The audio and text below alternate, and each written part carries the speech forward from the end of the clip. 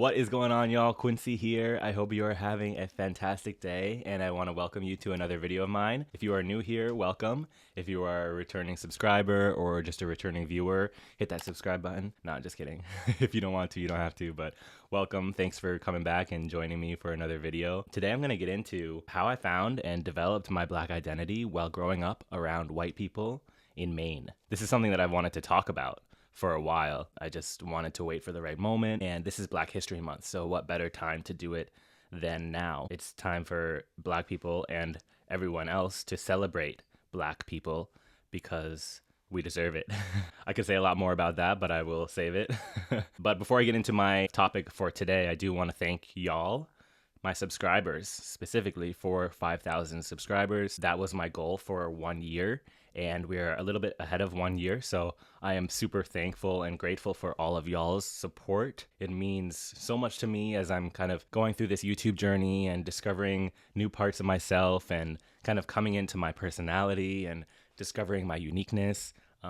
It's a special time, and it's it's interesting as someone who has always kind of been on different social media platforms, from Tumblr back in the day and Instagram and Twitter now. I haven't always been able to portray myself the way that I am in real life through different forms of media, specifically with Instagram. You know, it just doesn't really give that full picture. And that is part of the reason why I wanted to start YouTube, because I want to give people the idea of who I really am, not just kind of sell myself short by just showing people who I am through one selfie at a time. Enough about that. Thank y'all so much to those subscribers. If you are a returning subscriber, you're probably noticing this new little setup I got here. I'm not starting a podcast yet. I may one day. I'm fully committed to my YouTube channel right now, and I'm just enjoying the growth and the self-discovery that is bringing me. I just wanted to kind of up my audio sound a little bit and kind of have this cool little podcast radio look. It gives me a little bit more ease, not just sitting in front of a camera, just me alone, like lecturing people. It kind of makes me feel a little bit more comfortable. I can hide behind the microphone. But let's get into it. Let's start with today's topic. If there is any other mixed kids like me out there, if there's any Black kids out there who have grown up around white people, maybe you were adopted by a white family, or you grew up in the North, New England, or Minnesota, or Wisconsin, wherever, and you just didn't have a lot of Black culture around you, hopefully you can find some relatability in this, because I know when I was growing up around white people, you know, I had to search for Black culture, like actively search for it, and, you know, discover my Black identity on my own, basically. I had the help of my father, who was Black, and my brother. But apart from that, there wasn't a whole lot. I really just want to start from day one.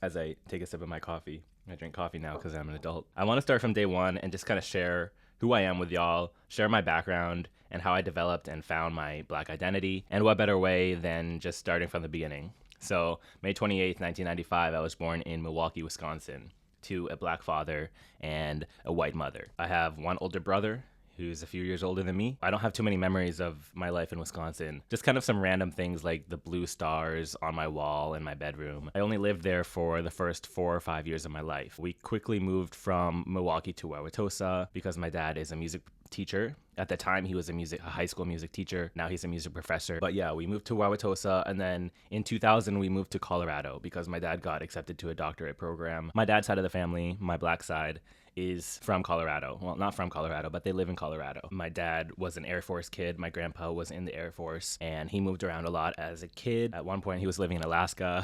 This is the 1960s and 1970s, and then they eventually settled in Colorado. My parents met at University of Colorado Boulder in, 1981, and they're still together. Married, I think, almost 34 years, together 41. There's love there. That's a huge part of my life, the love that they've given me and shown me and taught me. So in Colorado, Fort Collins, we only lived there until 2003. My dad completed his doctorate and was searching for jobs around the country in a university. You know, not the easiest thing, even in 2003. And he finally got a good position in Maine, of all places. I have this vivid memory of being in school. I was in 3rd grade and just kind of showing the other kids where I was moving. And I had just learned where Maine was and just pointing to it on the map and being like, we're moving here. And people were like, what? Like, Maine? Main Street? No, Maine with an E. So yeah, we moved there in 2003. I just remember pulling up in our car. We had a big, huge moving truck. We rented this like kind of small house on this back road in Maine, which most roads in Maine are back roads. If you don't know it, if you've never been there, just imagine a lot of woods. Luckily, we were living in Gorham, Maine, so that was about 20-30 minutes from Portland, which is the biggest city in Maine, and that's southern Maine. So we're not really in the woods. We're not up in the north with, you know, some scariness going on. We are kind of down closer to New Hampshire, very close to whatever kind of non-white culture there might be, but still, you know, predominantly white. So we get there and, you know, one of the first things that I remember is the cops coming while our moving truck was going down our road to our house and just being like, what's going on? Day one, literally day one. They were just kind of trying to see why we were bringing this huge semi-moving truck down this small back road. And they did kind of help us out. They were kind. We didn't have any problems with that. And eventually I got into school. I was heading into 4th grade. Mind you, I was a year young for my grade. Throughout all of my schooling, even college, I was always a year young. And my birthday is May, so it's already at the end of the year. So I was kind of extra young for my grade. And this is kind of just when I came into my consciousness. You know when you're a kid and you don't really remember a ton of things, but eventually there's this point where you kind of start to remember everything and your memory becomes clearer. For me, that was really 3rd, 4th grade when we moved to Maine. I think maybe because it was such a big life change. And some of the first kind of memories that I have of being aware of my blackness started with, you know, people asking if I was adopted because my parents didn't look like me. My parents didn't look like each other. What's going on there? So you can imagine all these little white kids in Maine, maybe having never seen a black person before. I'm not fully black. I'm not fully white. I'm somewhere in the middle. So they're trying to like classify me with their brain. And, you know, whenever I go to the store, people are asking me, oh, are you with her? Her as in my mom, because I don't look like her and she doesn't look like me. Obviously now I completely see my facial features and I look like my parents. I just happen to have a little bit of a different skin tone. A lot of my first memories of being black started with that and started with people kind of pointing out these things to me, which I had never really realized yet. There are some negative aspects of me being pushed into my blackness, but there are a lot of positive aspects of that, which I'm going to talk about throughout this video. But I think it's important that I focus on both of them. But of course, now, as I'm a 26-year-old black mixed man, I always try to focus on those positive things. But those negative things were the beginning of me coming into realization and just learning about what it means to be black. And I always say, because I lived in Maine, because I grew up around white people, I have always felt black because other people made me feel black. And in some weird way, I'm really thankful for that. I'm thankful for that lived experience because it gave me my black identity. So 4th grade, I get into school. I'm turning 8 years old. Everyone else is at least 9 or 10. People started to point things out about me. Why is your butt so big? I didn't ever realize that I had a big butt. Can I touch your hair? Why does your hair look like that? Why does it feel like that? And for those first few years, you know, I'm a little kid. I don't know that it's weird for people to be touching my hair. And eventually I'm like getting mad at kids for asking to touch my hair. And I'm like, no, you cannot touch my hair. And I do specifically remember one girl who later on actually became one of my best friends. But this was like 6th grade. She said that my hair felt like sheep fur. And that will always stick out to me because I now realize how dehumanizing that is for someone to compare human hair to animal hair, animal fur. I don't need to really go into that any further because I know my audience, I know everyone who's listening, who is black at least, who is a person of color, will understand that and will relate to that experience. If you're white, listen up because, you know, these are things that white people need to be aware of. And at the time, I didn't realize how big of a deal that was, but I was getting annoyed with people touching my hair, commenting on my hair. Oh, look at your afro, which I now realize, like, I can't really grow an afro. The curls don't really work like that.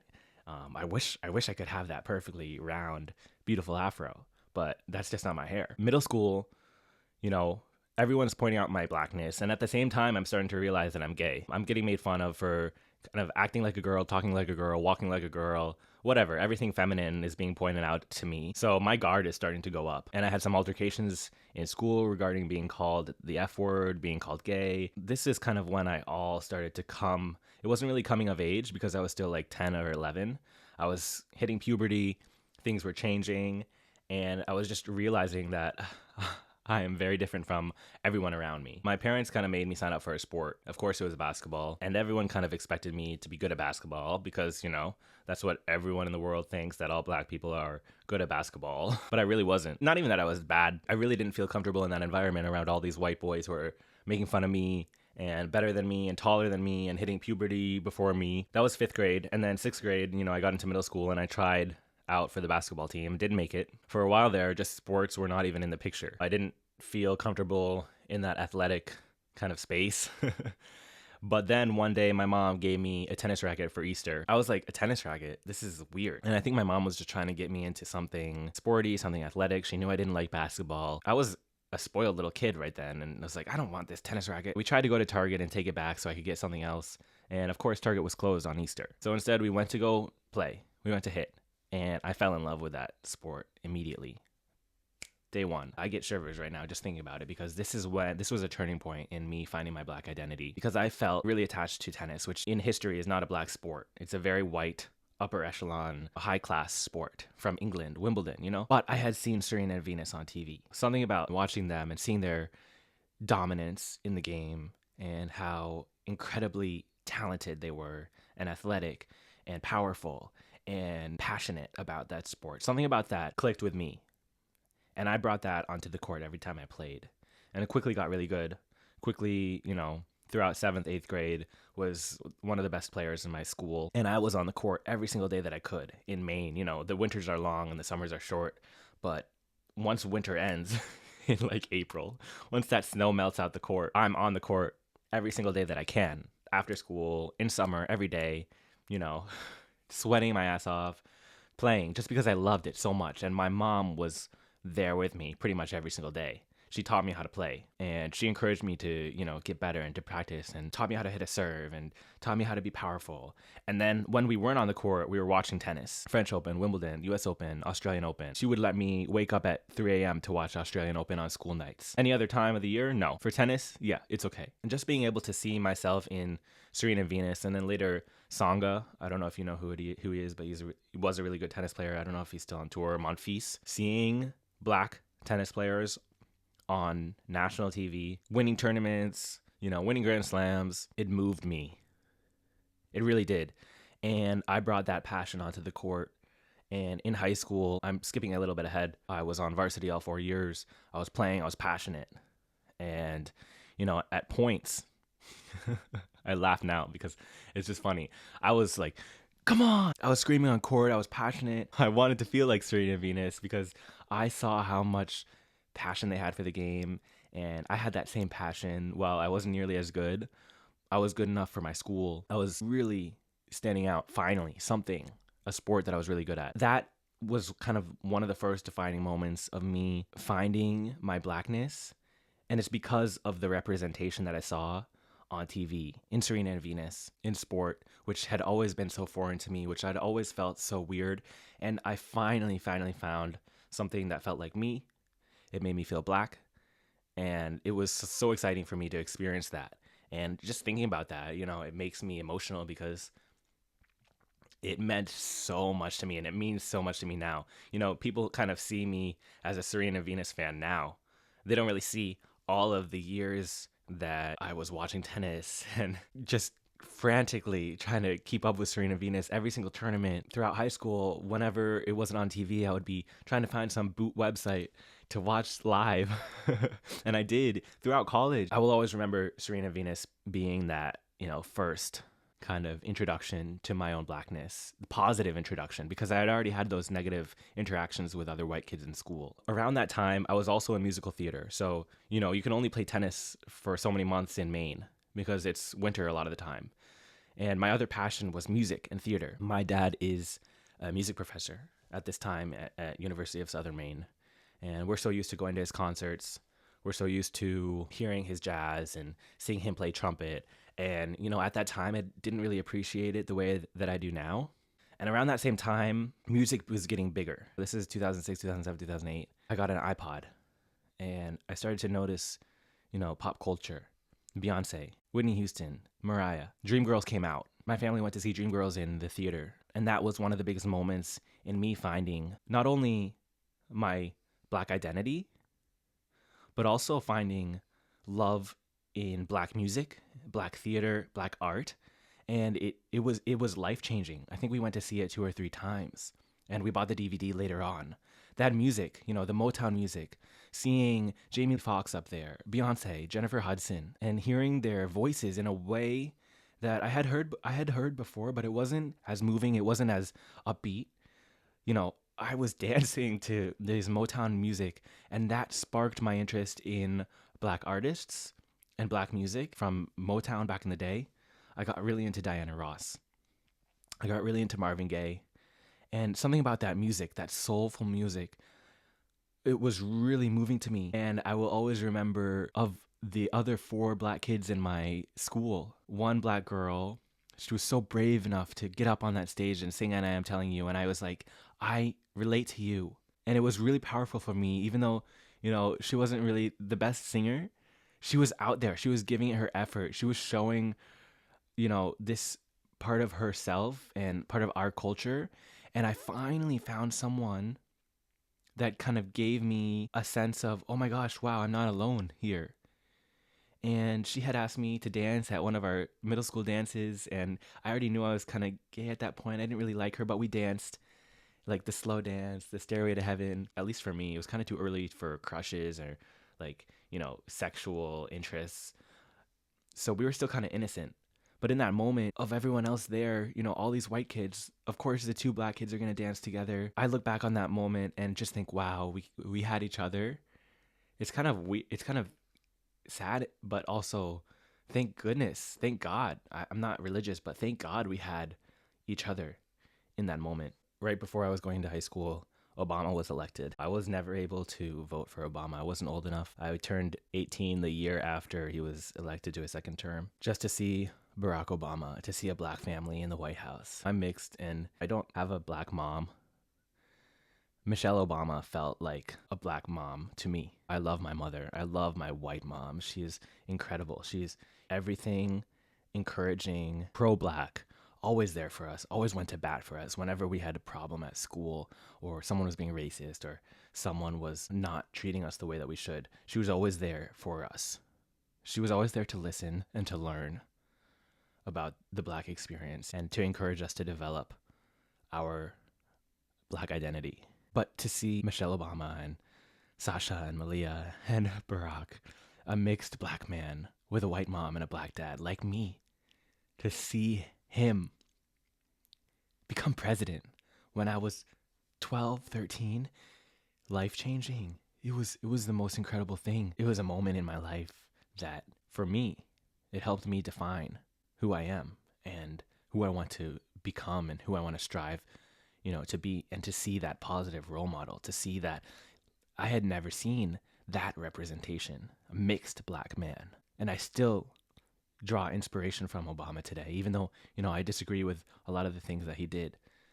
I still draw inspiration from him and Michelle. How he has dealt with being a mixed Black man has given me a lot of strength and a lot of hope, a lot of inspiration and confidence. And, I could go on, but to see that was truly incredible. Maybe that's what kind of helped me as I grew up into high school a little bit. I was finally growing taller and kids weren't really making fun of me as much because I kind of stepped into my own power. I stepped into my confidence. This is kind of when I was like really starting to feel all of these different feelings about being mixed, about being Black. And in high school, we started to read and learn more about history. I was in AP US history. And of course, we were talking about the Civil War and slavery. And I felt that suffocating silence when the teacher would ask about slavery and the students were supposed to respond. And I felt this pressure, like I had to talk because I am the Black person. And maybe in a different environment, in a school with more Black kids or in a different state with more, of a Black population, I wouldn't have felt that pressure to talk when discussing slavery. And I didn't always talk. I didn't always speak up because it felt uncomfortable. It felt, it was immense. The pressure was immense. And I just felt like everyone was staring at me. Of course they weren't, but I felt like everyone was fixated on me when we were having these discussions surrounding race. it's a lot, like, and I'm trying to organize this in a way that I can kind of make sense out of it. But, it's for me, it's just all of these different moments in my past that kind of were accumulating, and I was starting to realize, my blackness. Freshman year of high school, I finally got into high school. I got into the chamber singers. I started taking voice lessons. I started a quartet, all with other white people. The high school had a really good theater program, which I wanted to be a part of it. And they were doing West Side Story. The whole story is basically, it's about racism. It's about discrimination. Well, I didn't get a good part. I wasn't really developed. My voice wasn't really developed yet, although I had been accepted to the chamber singers choir, which we had to audition for, which, I was really excited about. I could sing. I finally, was affirmed and given validation that I could sing. I do have a voice, but I didn't get a good part. I was basically some extra. Luis, I think, was the character's name. I didn't have any lines, maybe one line. And at the time, I loved being part of that show. Of course, I was a Puerto Rican. I couldn't be a jet.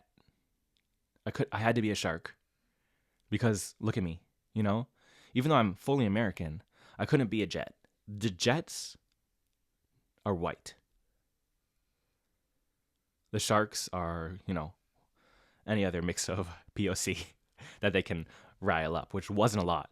They ended up using makeup. I didn't have to put any makeup on because I'm already, have brown skin. And at the time, I don't think I realized how wrong it was.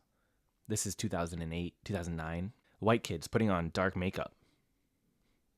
It's blackface, It's terrible. It's absolutely terrible. We're still dealing with a lot of those problems today in, movies.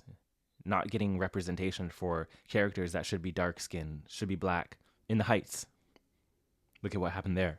Eventually, I was cast in this one-act show, not a musical. It was a one-act, and it was called Elephant's Graveyard. It's based on a true story, I think in Tennessee or something like that, in like 1914, something like that. And it's about this parade that this town is having, and they get an elephant. The elephant steps on one of the participants on accident. In that play, there's a bunch of white people, and then there's one black character. I had to audition for that show, and I auditioned, but the director pulled me aside and said, this part is really for you. And I had a lot of mixed feelings about that because I wasn't given the opportunity to try out for bigger parts or other parts. The director was solely thinking of me in that moment for the black character. I wasn't given any kind of opportunity to, want another part or really vie for another part. I was 15, 16 years old, and I didn't have the wherewithal. I didn't have the confidence to speak up to a superior and be like, no, I really don't.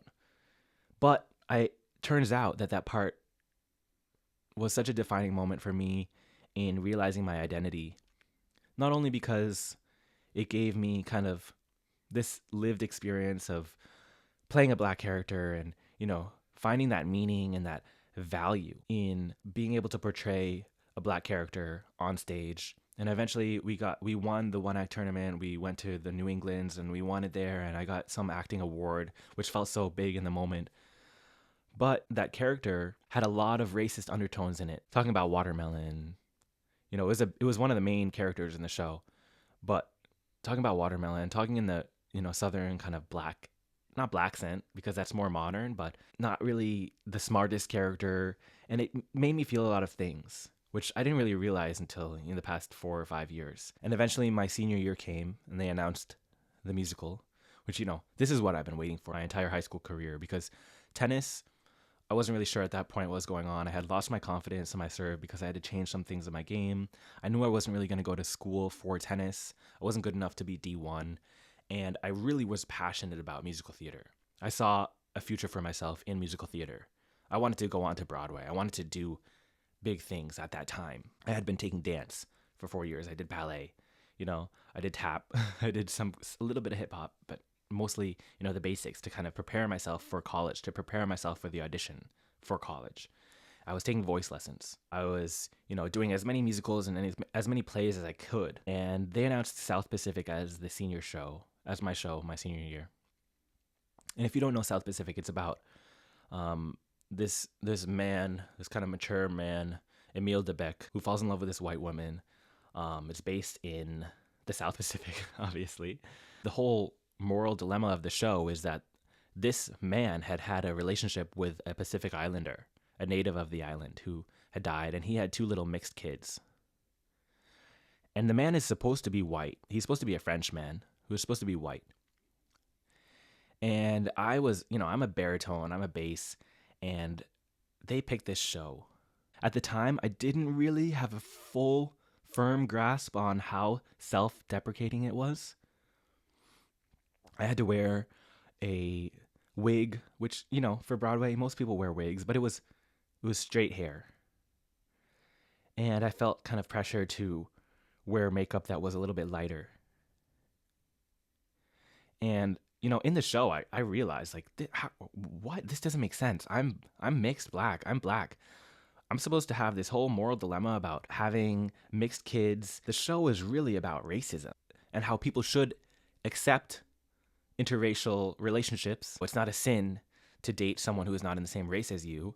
Of course, the show is extremely racist in how they portray natives of that area of the South Pacific. It's from the 1940s. It's Rodgers and Hammerstein. That really changed my perspective on theater. I did the show.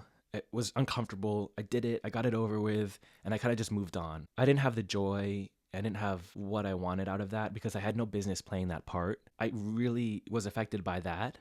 And I'm not sure if I've really come to terms with how much that kind of changed my perspective on theater. But it made me realize that, why are there not more parts for people of color, for black people in musical theater? People of color and black people specifically are very limited when it comes to theater because a lot of shows have, relationships when, you're supposed to be a brother. Well, you have to be the same race. And it's still today, there's still a huge problem with that. I did go on to audition because at the same time of the show we were getting ready for the show. I was auditioning for college. My mind was on getting into a really good musical theater school. And eventually I did. I got into Penn State, which at the time was one of the really good musical theater schools. And a lot of the alumni go on to be really successful in theater. And I was still feeling those things. I was feeling like, there's not space for me in musical theater specifically. And I don't want to be limited throughout my career by some white casting director who doesn't want to have a black lead or a mixed lead, or I can't be this role because I'm not the right race.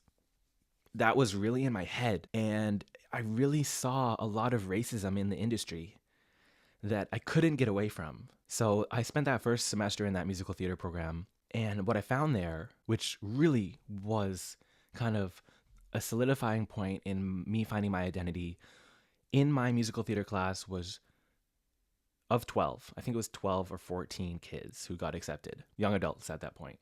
I was 17, but everyone else was 18. There were 3 other black kids. I was the only mixed one.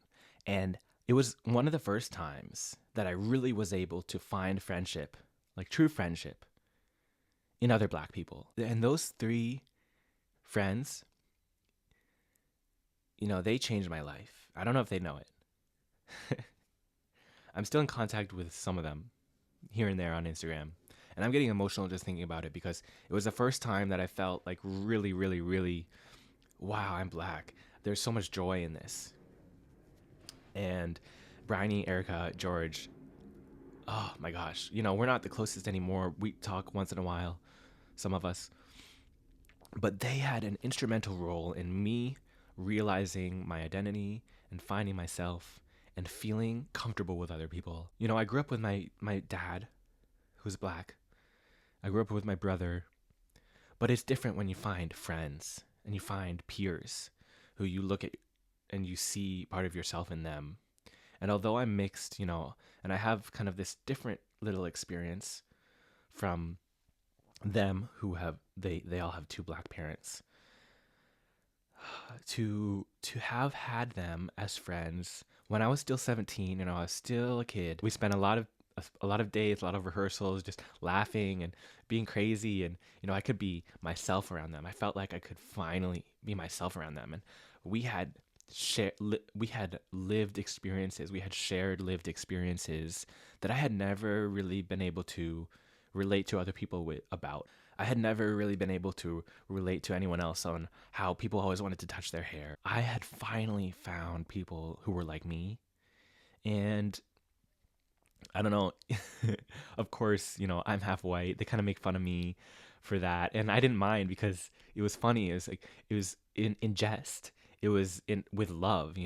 That's kind of what being black is. Making fun of each other, and not taking things too seriously, and being there for each other, and having these people in my life. Finally, it felt amazing. And although I left that musical theater program, that was like such a turning point for me to finally have black friends. Went to Penn State throughout college. There's still a lot of white people around. I had one experience that I remember with someone calling the cops on me and my friend who were walking home from a bar. She was crying hysterically because some guy, and I was trying to comfort her. It was like 1 a.m. and somebody called the cops on us because they thought, I was doing something wrong. And the cop came up and was like, "Is everything okay here? Is he being bad to you or whatever?" He said. And she was crying. We were like, "What? I'm gay." Like, I'm comforting her. That was one of my first really real experiences, negative experiences with profiling, because somebody thought that, I was not being good to her, and they had to call the cops. And, as I am a 26-year-old man now, I realize, I have so much privilege because of my skin tone, because of some of my European features on my face. And I am constantly trying to be aware of that privilege that I have. It has given me opportunities in life that other people were not afforded. It has allowed me to experience less racism in life, which, that's not my topic for today, but I will talk about my privilege as a mixed half black, half white man in some time. But this one is getting kind of long. But throughout college, it was still a lot of white people around at Penn State. And eventually, I had changed my major to international politics and Spanish as well. And I studied abroad in Spain. And to be in a different culture, living in Madrid and seeing how Spanish are, and to just see how anti-blackness permeates all cultures around the world. It's so common everywhere you go, anti-blackness specifically. Not just racism, but anti-blackness. Living over there, I enjoyed myself immensely, but I didn't have that African American culture that I so desperately craved, that I had experienced in college with my three black friends. It wasn't there, and that's part of the reason why I'm not living in Spain right now, because I don't have that African American culture that really gives me a lot of joy and a lot of hope and a lot of determination to be my best self, my best black self. And of course, when I say I'm black, I always try to acknowledge I'm half white as well, because I think that's really important. People in Spain using the N-word, and I having fights, not physical fights, but having verbal arguments on why you can't use that word, and them trying to say, yeah, it's okay, it's fine, I don't mean it in a racist way, and just trying to explain to them, and them not understanding how racist it really is. And coming back to New York and living in Miami and kind of experiencing some of that anti-blackness in Miami, in this Latino culture, where there's a lot of racist problems as it is that aren't always addressed. I couldn't fully find myself in Miami or in Madrid. So I moved to New York, and all this time I'm getting professional jobs at universities, FIU, eventually getting a job at NYU. Then the pandemic happens. And I'm dating this white guy who's Puerto Rican, who tries to claim that he has black in him, but it's just him. I don't know. I won't go into that. But the pandemic happens, and I'm, just got this new job at NYU. They had hired me a week before everything shut down. This is the best job of my life, highest salary of my life. And I was so worried that, they were going to take back the offer letter. But they didn't. I worked from home. I worked from my boyfriend's apartment, starting a new job, really stressful. Not sure if we're going to die from this pandemic because we're living in New York City when everything is shutting down. And it's crazy. It's this crazy experience. And I've already kind of been on the brink of breaking up with my boyfriend because of different things. And then, I turned 25 in May of 2020.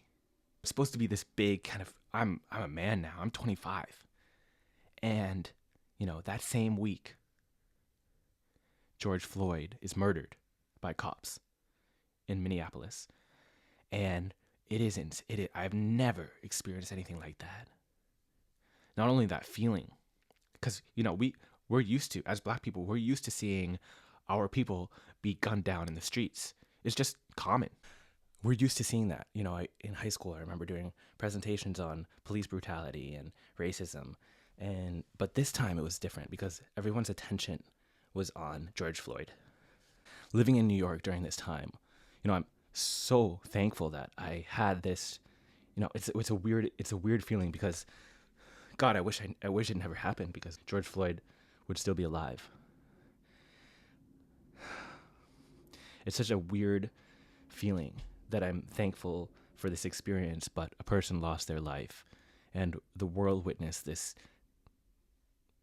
abhorrent, police brutality again, time after time throughout history. We keep having to experience these things. But I lived in New York City, and this is what happened. This is the life that we lived. We went out to the streets, me and my boyfriend, to protest. And I still have my Justice for George sign right over there on my bed because, it was a life-changing moment for me and coming into my Blackness and developing my Black identity. I have never felt so close to other Black people in a moment. And it's terrible that it had to come this way, this kind of negative way, but powerful at the same time. And this whole idea of protest and making change and trying to show the world, not even the world, just our country, our own country, that this isn't acceptable, that, we will not allow this to happen. So we went to protest, and we went to be on the streets and did it multiple times, walked the streets of New York with tons of people during a worldwide pandemic. And we didn't care. I mean, we wore our masks, but we weren't going to be stopped by the pandemic. That was an extremely moving time to be a part of. And, a week later, I was working from home, and me and my boyfriend at the time got into an argument because I wasn't helping clean out enough. And he threatened to call the police on me. Days after being in the streets, protesting police brutality against Black people, protesting the murder of a Black person, the person that's supposed to love me, the person that I'm, sharing all this time with, the person that I've spent this pandemic with, because I'm not helping clean up enough. He threatened to call the cops on me while I was working my job from home, extremely stressed, having just started a new job at NYU, my best job of my life, a month ago. He wanted me out. Where do I go? It's a pandemic, I had just moved out of my subletted apartment and was waiting to move into my new apartment in a week. He wanted me out.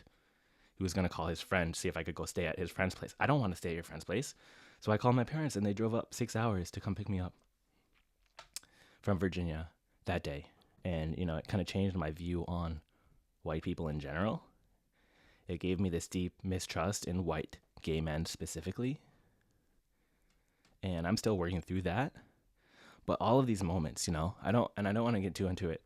I eventually, we broke up, and I moved into my own apartment and was extremely depressed for at least a year. This is recent. That was 2020. I was working from home all summer into the fall, really depressed, really isolated, really trying to just work through everything that just happened. And how could someone who I loved or thought I loved, how could they do this to me? How could they put that in my face? How could they use that, especially specifically after what had just happened? He was in the streets with me. It was really, really heartbreaking. It was really moving, but it was eye-opening.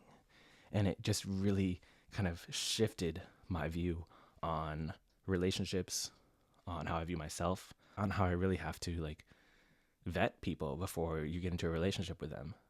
As a Black person, if you're going to date someone who is not Black, you really have to know that, they're not racist. You have to know that they are pro-Black and they're going to be there for you, and they're not going to just switch on you in a moment when they can, just because they can, just because they don't want you to be around anymore. But I digress.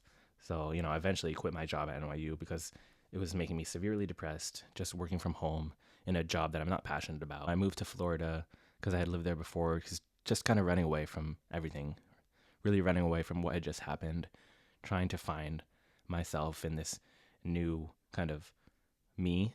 That was in February of 2021, and now it's February of 2022. And in the past year, I've done so much work on just really trying to isolate again, even after the pandemic, isolating and being myself and not really listening to outside surroundings and just really trying to find who I am, find my personality, and really just give myself self-love. And in the past year, I've discovered so many things about myself that, some good, some bad, some things I need to work on. And I've really started to do the work on who I am. And, all of these things that I've talked about today have really given me my identity.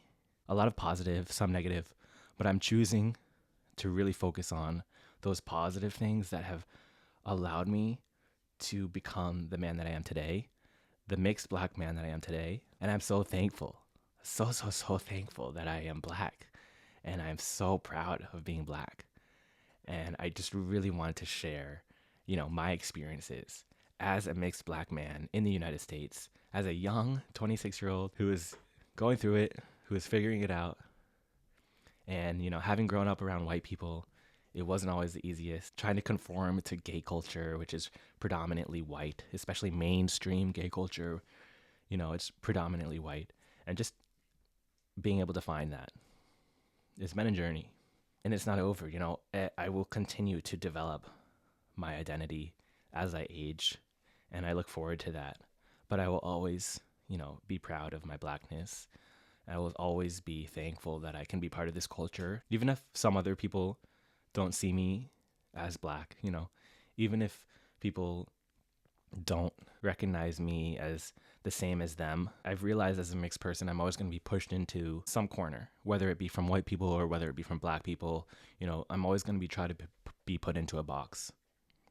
And, that's on them. That's not for me. That's them and their projections. I know what I am. I'm proud of what I am. I'm proud of who I am, and I'm proud of who I'm becoming. And I'm excited and passionate about my potential and the future that I can see for myself and this vision that is developing. So I want to thank you all so much for listening. If you've stayed and listened to this whole podcast video session, that's a little insight into me and who I am and how I've found and developed my Black identity. And yeah, that's Quincy. Thank you all so much for being part of this. If you have any questions or any comments or just anything you want to add to this, feel free to add it in the comments below. Have a fantastic day. I will catch y'all later. Bye.